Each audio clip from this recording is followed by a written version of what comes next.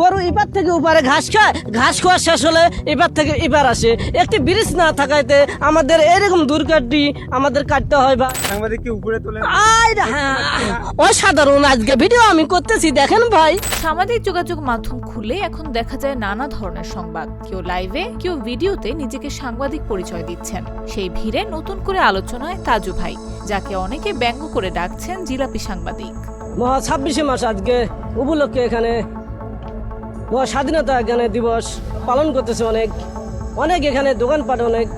তার পুরো নাম মোহাম্মদ তাইজুল ইসলাম, কিন্তু সামাজিক যোগাযোগ মাধ্যমে তিনি তাজু ভাই নামেই পরিচিত। কুড়িগ্রামের নাগেশ্বরী উপজেলার এই যুবক নিজেকে সাংবাদিক দাবি করেন।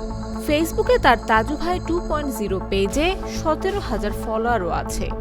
স্টেডিয়ামে না থাকাতে দর্শক আমাদের বসার জায়গা না পায়। এখানে দেখেন কত কষ্ট করে আমাদের দর্শক খেলা দেখতেছে। এখানে অসাধারণ খেলা এখানে আমাদের দেখেন ভাই। তার পেজে ঢু মারলে দেখা যায় সংবাদ পরিবেশনের ভঙ্গিতে বিভিন্ন কন্টেন্ট।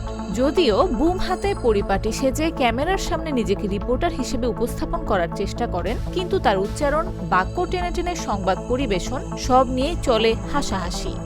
স্বাধীনতা শেষ হলে এখান থেকে জিলেপি নেবেন 200 টাকা কেজি। এখানে সরকারি রেটে এখানে বিক্রি করা হচ্ছে। এখানে মূলত সাংবাদিকতার ভঙ্গিতে কন্টেন্ট তৈরি করেন তাইজুল ইসলাম, কিন্তু তার কার্যক্রম বিতর্কের সৃষ্টি করেছে। অনেকেই তার এই কাজের সমালোচনা করেছেন। সাংবাদিকতার আড়ালে কন্টেন্ট তৈরির কারণে হাসাহাসি হচ্ছে এই পেশা নিয়েও। অনেকেই তার ভিডিও শেয়ার করে লিখেছেন, কিছু না হতে পারলে সাংবাদিক হও।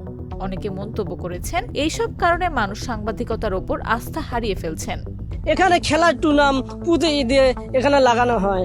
নাই কোনো পরিবেশ, নাই কোনো ভালো স্টেডিয়াম, নাই কোনো স্টেডিয়ামে কোনো পরিবেশ। এখানে সাংবাদিকতা একটি দায়িত্বশীল পেশা, যেখানে তথ্যের সত্যতা, নিরপেক্ষতা এবং জনস্বার্থ সবচেয়ে গুরুত্বপূর্ণ।